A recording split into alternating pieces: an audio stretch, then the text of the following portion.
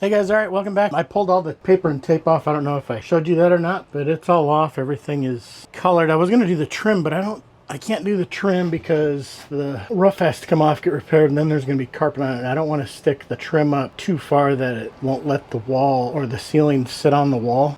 So what I'm going to do today is see if the countertop fits, hopefully. Let me go grab it. We'll see if we can stick it up in here.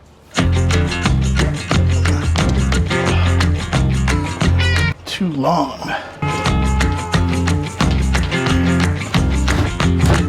I have an inch added to the face of this that I need to cut off after we get the Formica put on. We're nice over here, nice along the back, and that looks pretty decent there. I think when I put the Formica on, I might take another 1/8 off or a 16th off of the edge, probably off of this side, just so that it has a little room and we can seal it with either caulk or put a small backsplash of some sort around there. All right, I wanted this up here so that I could see what I can do with this wall and everything down here. See where the sink is going, so I can decide where to put the inverter under there. So sitting here looking at this, I think I'm going to cut 3/4 of an inch off of the back so we can shove this whole thing back, and then we'll take a 1/4 inch off of the face when we go to make this thing final. And then on the sink, I noticed that, well, it's like every other sink, supposed to mount underneath the counter. This thing wants a 24 by 18 3/4 opening, which I don't want to cut that big of an opening, and I don't want to use these. I think I'm going to take the oscillating tool and cut all these mounts off that are on here, and then we'll just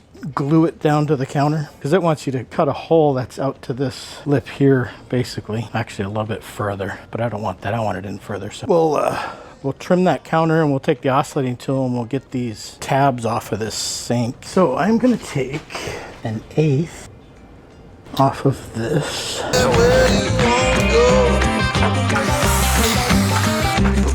I want to take 3/4 of an inch.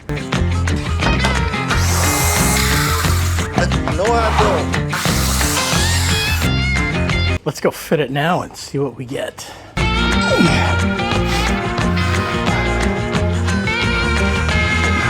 That's better. All right, so that'll clear back there. Clears up here. Some room over there. Some room right there. And then these get screwed from the bottom. There's a 1x that goes on the wall over there back. And then laminate on the top. We have much more than an inch hangover on this span here for sure, huh?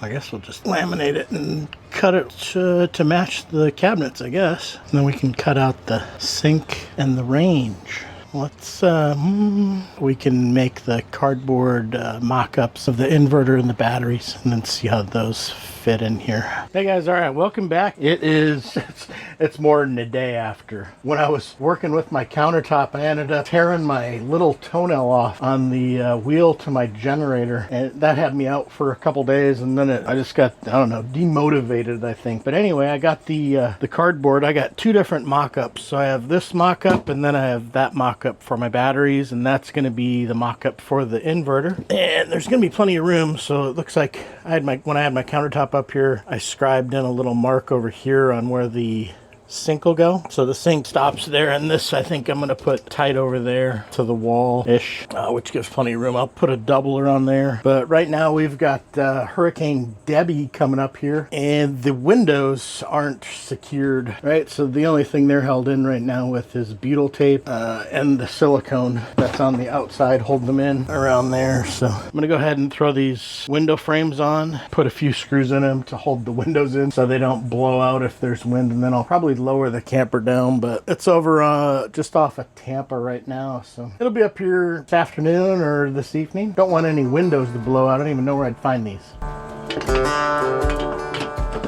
They still look a little tinged. See how the window frame itself is white where there was no debris or no smoke or soot. Probably put another coat of paint on these frames, but let's get these on real quick, and then who knows, we'll see what else we can do.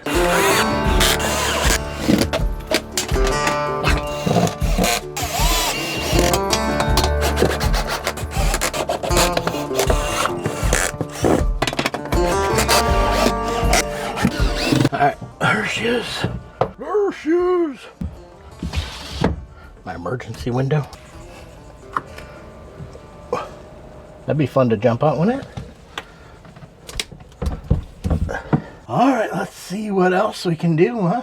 Let's see if we can put this cabinet together. Over here, I'm gonna clean this area out. Maybe we could stand these walls up, put that down. I think this wall right here that stands up screws to the actual ground or the floor. I have that outlet's hooked up to my shore power cable because it gets windy down here. And the wind was blowing through these while I was working. It was getting annoying. So I had this on so I could have the fan running in here.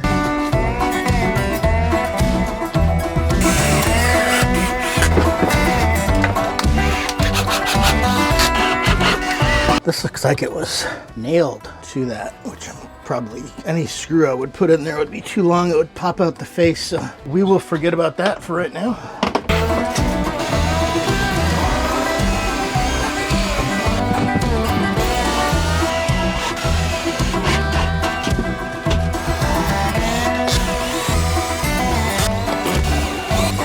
All right, there she is. One rebuilt cabinet. All right, I think I suppose we can put that. Let's put that door on that goes down there. I got the stuff for that, I think. My burnt up door.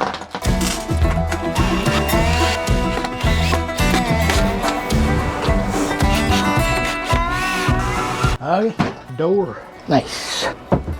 Works for me. I think either we'll make a fold out drawer there or a cubby or just block it off with something on the back. Anyway, I'm gonna get ready for some wind. I think I'm gonna lower the camper down. I'm supposed to get 10 inches of rain. That's a lot of rain. Let's lower this baby down. Wonder if I got charge on this thing. 2, that should be enough.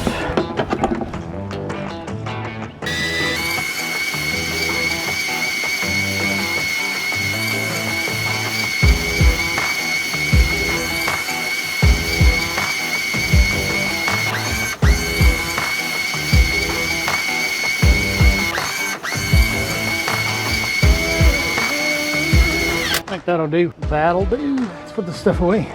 I'll have to charge this guy back up.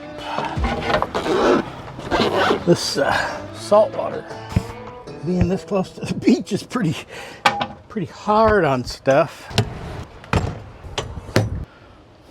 All right, guys, I think that's going to do it for this one. We'll catch up when this weather passes, and then we'll do countertops, flooring, get the battery ready, probably do some trims. So until next time, stay curious, chase your dreams. I'll see you around the bend. Happy roaming.